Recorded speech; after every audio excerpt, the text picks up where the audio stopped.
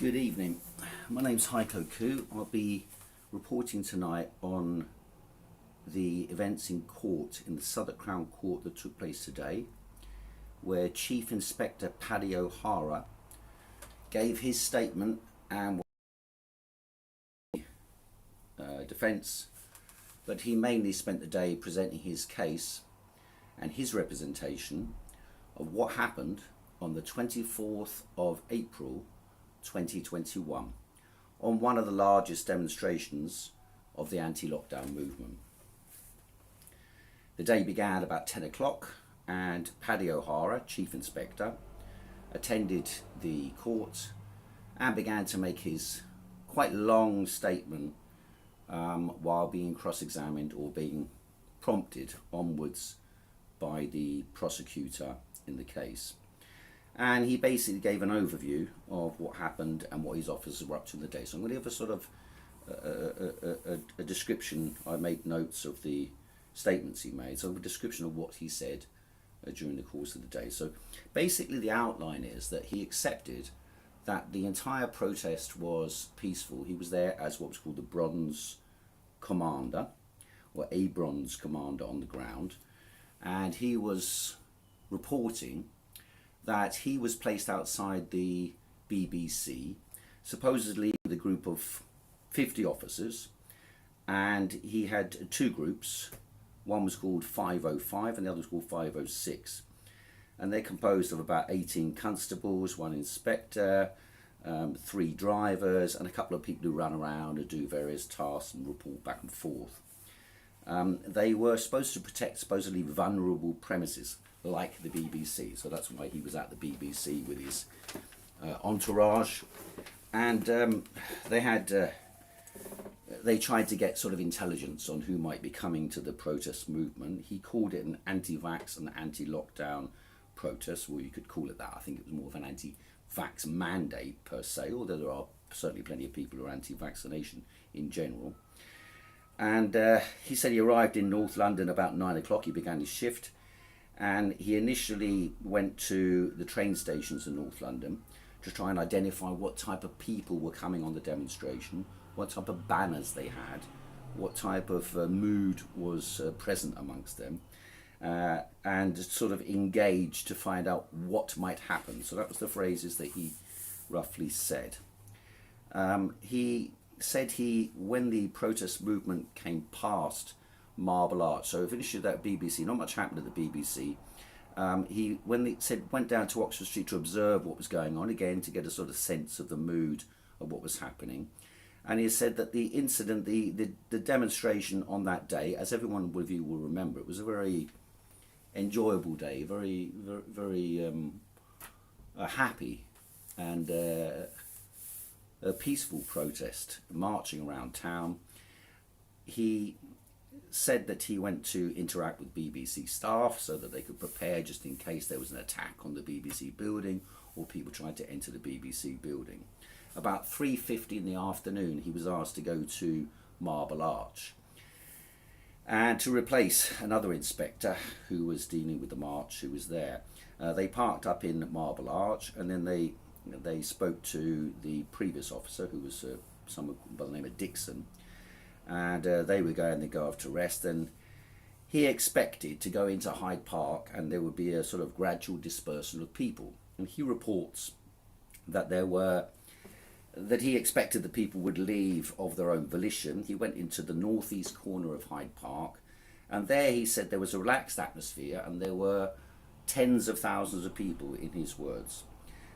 He wasn't certain of the amount of people, but he said he thought there were tens of thousands of people, both on the march and initially at Speaker's Corner in Hyde Park. Now, one issue that came up is that police and also the barrister didn't really understand that Speaker's Corner is quite a large area, so they tend to refer as Speaker's Corner as the area in the corner, northeast corner of Hyde Park, as opposed to the large area where we normally gather, which is the whole green area of the park running up towards the Serpentine. And actually half of the park in that part of the park is Speaker's Corner as defined by law. And that just means that you have the right to speak there. But it also means traditionally you have the right to gather, protest and so on. In any case, that's a sideline issue. He explained there was a very relaxed atmosphere and that they had been in contact with a couple of people who were, in inverted commas, organisers or participants in organising the protest by the name of Vince and Mick. And he referred to them having done what's called a risk assessment. Not that he thought he'd read the risk assessment or that it was particularly important. That risk assessment was a relatively mild and light affair. And certainly the protest itself did not adhere to the letter of what you would expect in a normal protest circumstance. And that is that people, they marched off in different directions without having given a specific route. On the 12th of April, so that was 2 weeks before this particular event took place, so it's 12 days beforehand that new regulations had been put in. And he hoped that the protest would naturally disperse of its own accord, according to his words. Now, he also says that gradually, between the period of about 4 o'clock to about 6:15, that there was a gradual dispersal of people. Many thousands of people gradually moved away. And of course, many people had come from all over the country, quite apart from being tired from having marched so far. So what happened was we marched around town, we reached Hyde Park, coming in from Hyde Park corner, marched up towards Speaker's Corner. Many people just spread out on the grass, had a few drinks, enjoyed themselves, spoke to other people and so on. You may remember a very happy atmosphere on that particular day. Now, one of the issues that he stressed was that the mood was very jovial and that many people had come up to the police officers and congratulated them and thanked them on their standoffish approach, on their more positive approach, as opposed to the sometimes extremely violent actions and conflictual approach which the police had adopted at many previous demonstrations. Notably, in the previous couple of months, there had been the Sarah Everard protest, where the police were seen to be intervening and attacking a group of women commemorating the death of a woman, who had been killed by a police officer, Wayne Couzens. And of course, there's an issue in the last few days about another police officer who's gone around raping large numbers of women. But in any case, the police, this is my view, the police had the idea in their heads that they would try to reinforce their image somehow and their authority through some action which would counter what had appeared to be their mistaken activities, their excessive aggression, and we'll come on to that, whether this was that type of occasion.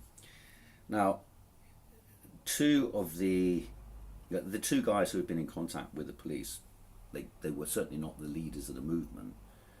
They were just two guys who happened to be participating in the movement and were at some level of organisation of probably Facebook groups or Telegram groups, and one of the many groups involved in organising the protest. And that's me convinced some of you might know them. In the park, there were, between the 6 and 6:30 p.m, the police officer says there were two groups left in the park. One who he refers to as black males, 100 or so, surrounding some playing drums, according to the police officer. I don't remember seeing a specifically black group, but that's what he said. And then there was about 250 people. There were 100 people around these black males, and then there were 250 people supposedly surrounding a band, and the band, of course, we know was Jam for Freedom. Now, the band had small level of amplification, and people were enjoying a sunny afternoon, quite a warm afternoon for April, and dancing and singing along, and there's many videos of this on the internet. The officers claimed that they spoke to the band and that everything was good-natured. The band stopped supposedly sometime around 6:30, and then restarted after a break. And the officer seems to imply Paddy O'Hara, now Chief Inspector O'Hara, seems to imply that this was some sort of breach of agreement or whatever. But at the same time, the jovial atmosphere, he continues to explain there was a jovial atmosphere around 6:45 in the evening. He then goes on to say that this was now more of a party atmosphere and was no longer a political protest. Political protest being in some ways considered to be exempt, or political events some ways exempt from the regulations that were in place. And he started talking about sanitizers and masks and distancing. But in any case, what he said was that people were going to the petrol station to buy alcohol, spirits, he said, and that the liaison people, two people, Mick and Vince, he only referred to them by their first names, had gone, and there was nothing left really. And he said that they had said, oh, the band has nothing to do with them, which of course is true, it had nothing to do with them. So they didn't really have anyone to liaise with anymore. Not that they really had to liaise, how the point of some of the defence barristers made was, two people, and officially, according to the discussion at the court today, 20,000 protesters. It's hardly, they'd have to be pretty powerful leaders to be able to, these two people, Vince and Mick, to tell everyone what they must do. But in any case, that wasn't really the line. Well, he kept talking about the comparison in his mind was a pub landlord. So if a pub landlord shuts the bar at 11 o'clock, he knows there's like 15 or 20 minutes drinking up time, and you have to leave after the drinking up time. And so he was basically implying that he was like a pub landlord, and that the power of the police was like a pub landlord to sort of encourage people to leave at a specific time. And it wasn't clear what time that was supposed to be, but that was what he was basically implying. The police liaison had no effect, he says, and a new tactic was needed, he said. And he discussed with Silver Command and Sergeant Malley also discussed with him. Now, the Silver Command are the people above, so he's on a phone call to talk about Silver Command, what to do about this pub landlord situation where the people are not all complying to leave the park. Whereas actually, given the fact that at 4 o'clock he thought there were tens of thousands in the park, and that gradually people were dispersing and had gone down to, in that area of the park, something like 350 people. I don't know how much faster dispersal he expects to take place, particularly not as the park was open to all members of the public, and it was a warm day for April, and therefore lots of people were passing through who had nothing whatsoever to do with the protest. And they continued to do so all evening, long after the events that the focus of the court case. Now, we started to have more engagement, they said, and encouraged people to leave the park. And originally, he said there was no license to have booze. And of course, lots of people go to the park with alcohol on any day, let alone on a warm day, and on a warm day following a protest movement. And there's nothing illegal about having alcohol in the park. Then he started saying, well, in Hyde Park, you're not allowed to have an unlicensed event, so you're not allowed to play music, in other words, and that the Royal Parks and Open Spaces Act, which is a regulation that interrelates with the emergence of the right to speak at Speaker's Corner.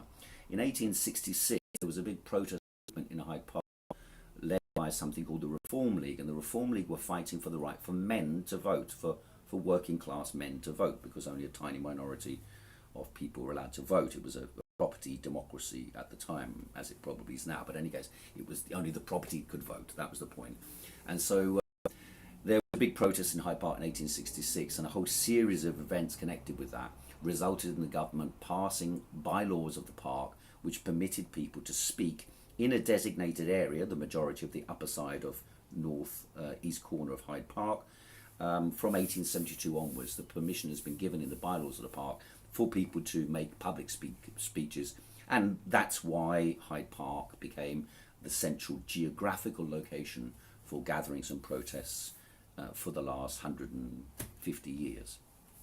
Now, the officer then said, well, the 250 people around the band were no longer part of the protest, and it was now a gathering contrary to COVID rules and Royal Park regulations. So there's a bit of a pivot he suddenly made in the course of explaining. And then he used the word trigger point. And the trigger point was, it was no longer, in his opinion, a political event, and the risk assessment no longer was applicable, which had been done, whichever risk assessment there was, and they had to do something about it. So a reasonable request to leave the park would be required going forward, and not just politely asking them, but requiring them. Now, under the regulations, there's supposed to be something called the regulations at the time. There's supposed to be something for the 4 E's. And the 4 E's were engage, explain, encourage, and enforce. And the officer was asked to, if you like, summarize how he thought the situation was. And he said he's been 23 years in the service, and he was trying to secure cooperation. He was still at the explain phase, but he intended to move past that towards this requirement phase. And the risk assessment meant the lack of an adequate risk assessment meant, no, sorry, leave that bit apart, sorry.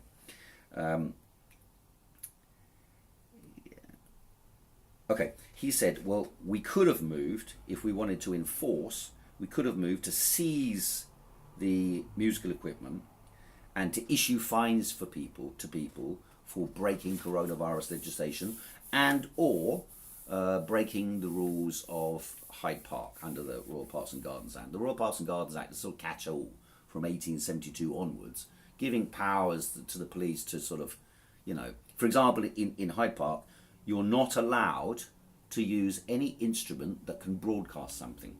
So in other words, if they want to, the police can charge you for using a mobile phone in Hyde Park, because the Royal Parks and Gardens Act says you can't use an instrument that can broadcast. And so there has been, I mean, I was taken to court about exactly this, or by the police, but then they dropped the charges because the courts realised, that the CPS realised they wouldn't be able to push this through without pushing the matter to absurdity. But in any case, the tactic was now not asking time ago. That's what he basically says. Sergeant O'Malley started to progress this and met with some hostility, but not obstinacy, according to Chief Inspector Malley. Now, then a known protester arrived who made a speech, a political speech, he says. Now, I know that that was me, and I was standing in the election at the time, and had even gone to the High Court to request that the High Court do not intervene to prevent us from holding meetings in Hyde Park on the London elections. But then he said, so there was 2 groups at that time. There was one small group, he said, of about 20 people listening to me speak, and then there was the band. So that was the next point he made.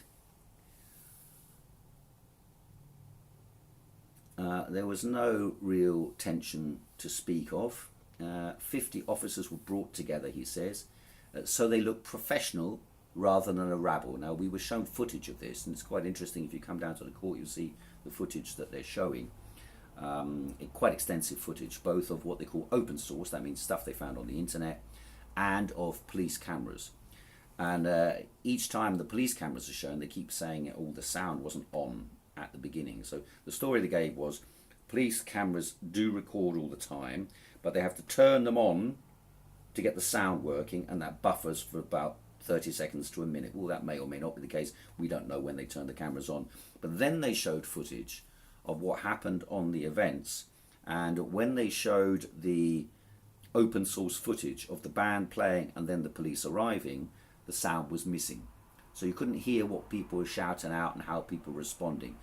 Now, anybody who knows anything about videos and a film will know that sound is the most important thing. So I hope the sound's all right on this. Sound is the most important thing. You can watch any image. They can be totally useless. But if the sound is no good, you can't really watch something. So apologies if that's been the case in some of the videos recently. But in any case, that's a very simple fact. Now, there was no reason why this footage should have been without sound. And yet, and then when he was cross-questioned about that, why is there no sound on this video that you've taken from the internet?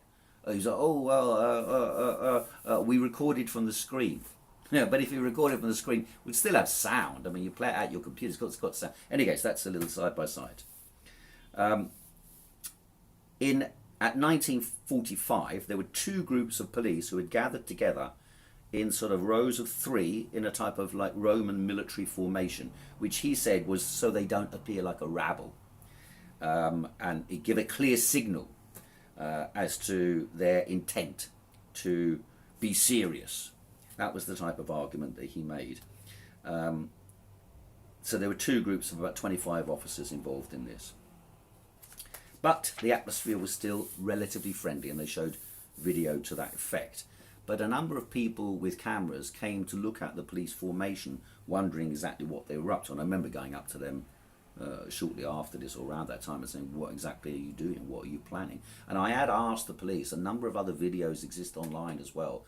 Just before that, I think Bannerman did one, and there is video of them asking the police, you know, what they think of the day, how things are, and say, you know, we're perfectly happy, everything's been fine, it's been a lovely day, everyone's been happy, and so on.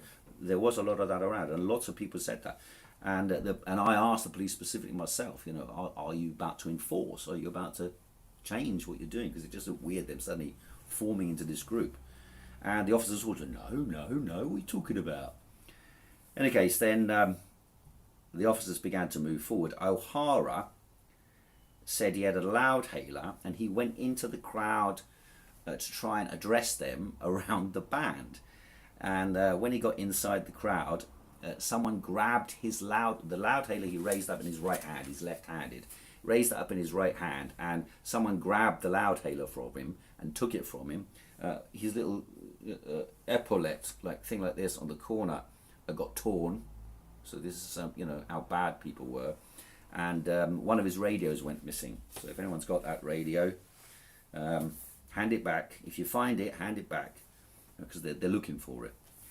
And so he lost his loudhailer, and he was injured. And he reported his injury. He said there was discoloration on one of my fingers, and it was a bit swollen. But he didn't actually report this to the... He didn't have to have any treatment or anything like that. It recovered okay. He survived his discoloration to his finger. Thank God. Now,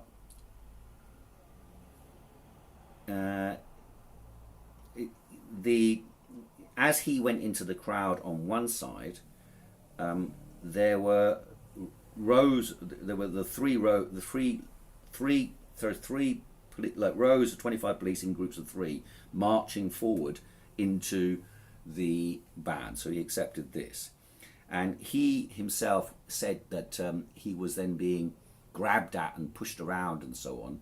And there is image of him being pulled backwards by other police officers. He walks backwards and is pulled backwards into their formation as they were coming in, and he had gone inside to try and address the crowd with his megaphone, supposedly to tell them, you're breaking coronavirus regulations or something of that nature. We weren't quite clear what he was going to say to people, but anyway, he went in there with his megaphone and came out without it. He tried to wrestle to get it back and tried to kick someone, but he didn't manage to reach them. Unfortunately, because he really it would have been good as far as he's concerned had he managed to kick someone properly. That seemed to be the implication of what he was saying. He certainly said, I tried my best to contact with someone, but I couldn't quite do it. He was being grabbed at, and there was obnoxiousness and violence. The mood was angry. They were grabbing at him. His hat was gone, and his epaulette was gone. And as I said, he had discoloration on his finger. So he got back, they were jostling with him, and he got back to the other officers, and he said he could hear a female shouting out, a female voice shouting out, "Get the fuck out of our party," he said. In actual fact, I know the person who said what was alleged, and she was saying, "Get out of our fucking park," or "Get the fuck out of our park" was the thing. It was about the park, not a party. But of course, before this, don't forget, he had been arguing that this was not a political event. It was a party going on, and people were having an illegal party in the park. That was basically what was argued. And then he admitted that people shouted out, "Protect them." In other words, protect the band, which was certainly what if you look at the videos from Willsey or on Subject Access or on Correct Not Political or Bannerman or Tyrant Finder or many other people recorded on the day, you will see this was what was going on. So he said there was a call for a show of strength with a view to de-escalate. So a call for a show of strength meant that the two units came together, or both got involved, and the batons were pulled out and were used. The police officers, he said, when they're about to use them, they stand back like this, holding the baton like this, which is in preparation. He said they hold it, standing back like that, in order to strike. So that's when they want to hit you. Yeah. So when they're standing like that, it's a threatening pose with the intention that they will be able to strike you. Yeah. So that's what he said, if required. Now,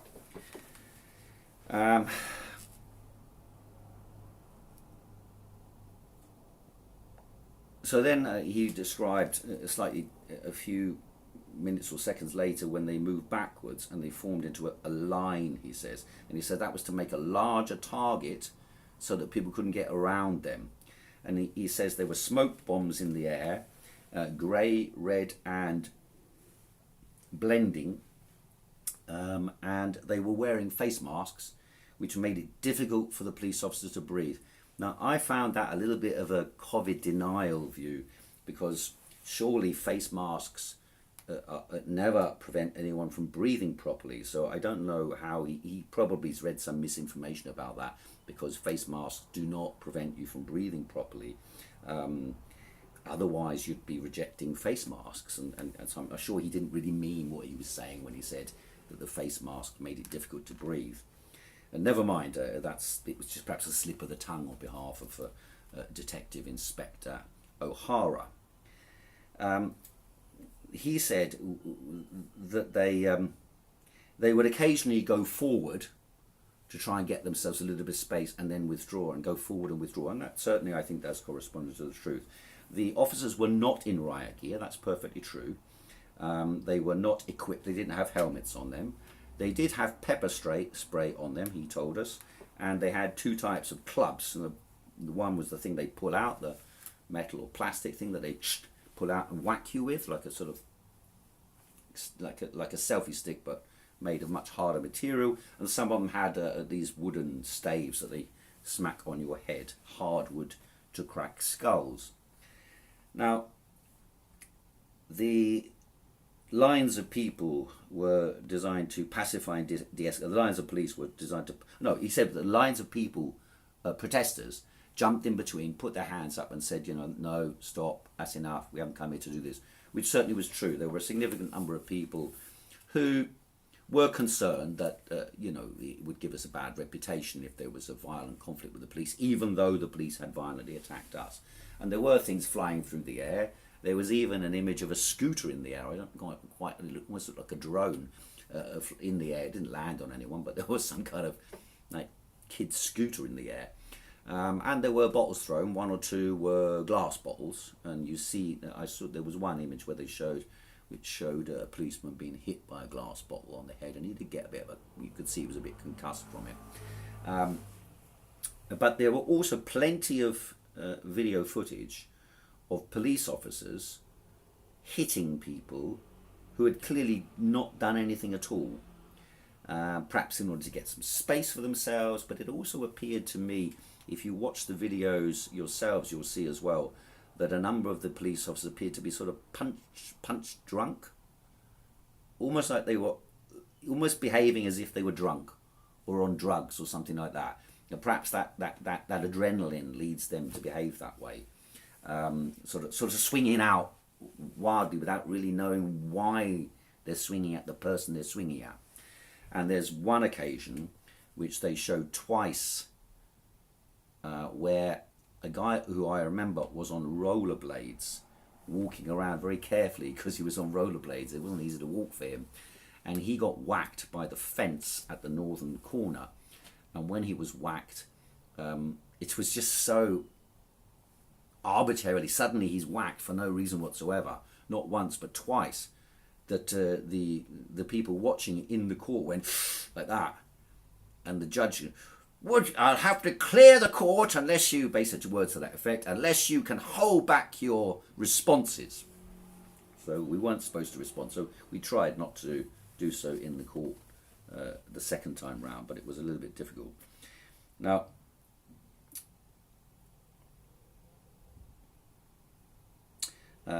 one of the arrests taken a bit earlier, that was Nacho, he was accused of knocking a policeman's hat off.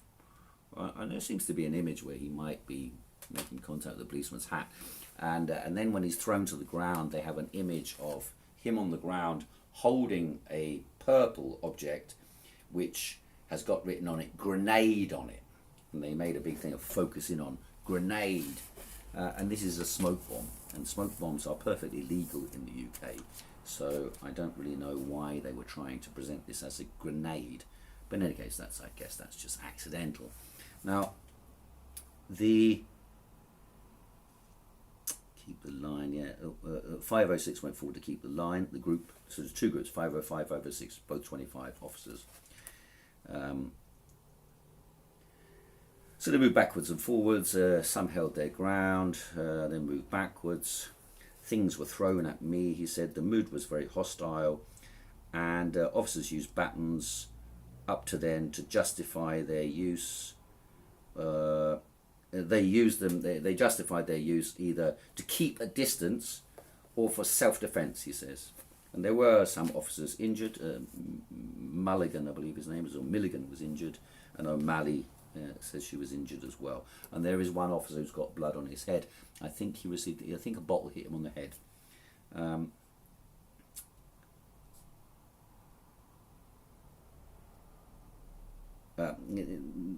When they arrested one of the people at the court, reported at the court, they report that the officer said, when multiple officers take someone down, quote, it's really a bit of a bundle.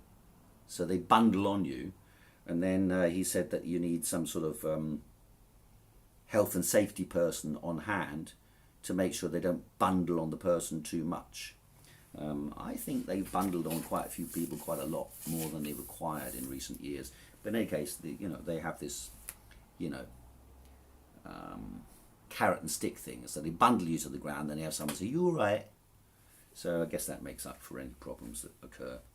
The guy's asking, "Are they okay?" So now he was asked. The officer was asked, in his experience, how severe, how terrible were the events that happened in Hyde Park? How threatening and deadly and scary were they? And he said that in 23 years of working in public order since 2001, he'd been at the riots in 2011, he's been at football matches, he's been at all sorts of events and violent conflicts and public order events and protests and so on, but he's never felt so threatened as at the event in Hyde Park on the 24th of April 2021. He had never seen such a thing before in his life, and he was literally terrified. They didn't have protective equipment, that's true. One of the most worrying and threatening events for me and my colleagues, basically. Yeah, terrified was the word he used, yeah. So the barristers asked him, well, in the pandemic, there were different laws and regulations, and they changed over time. Parliament kept changing them. We understand the barrister was saying that you had to adjust yourselves to quite difficult changes in regulations, and so there were certain problems with this. We didn't know where things stand. It would take a while for new regulations or podium statements from the government or their ministers or their officials to filter down into actual practical decision making on the ground. He then went on to say that, but he's been on lots of different protests, and the police, for example, did try to liaise with the protesters in this sense. In the event of a change in circumstances, we could all have gone on Twitter and looked at the Twitter feed of the Gold Command, who would have told us what we should do or should not do and how bad things are. But and he said he's seen other protests as well, like Iran protests and so on, and he's never seen violence. Now, there's a broadcast I made a couple of months ago of an Iranian protest reaching Hyde Park, and I think you'll see that at that protest there was quite a severe violent altercation that took place, and in my opinion that was far worse and far more randomised than what we see at these. Sorry.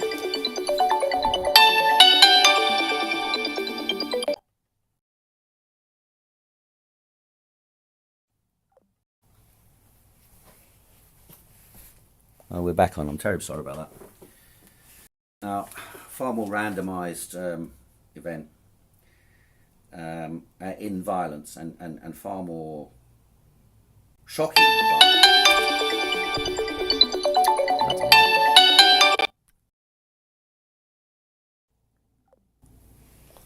Terribly sorry. Messed up again. Is that still running? Yeah. Okay. Where are we now? Discretion on 20k, sitting around, blah blah blah. So he was asked about his attempt to use a loudhailer. It'd been a long day. It was now a flagrant breach of the regulations, according to the officer. But then he was asked, well, what time was this? It was 7:45. They went to enforce. The conflict lasted about 7 minutes, and at that time the sunset was 8:15. And those of you who remember will remember that the temperature was quite warm in the daytime, but it was April, and the temperature was falling quite quickly.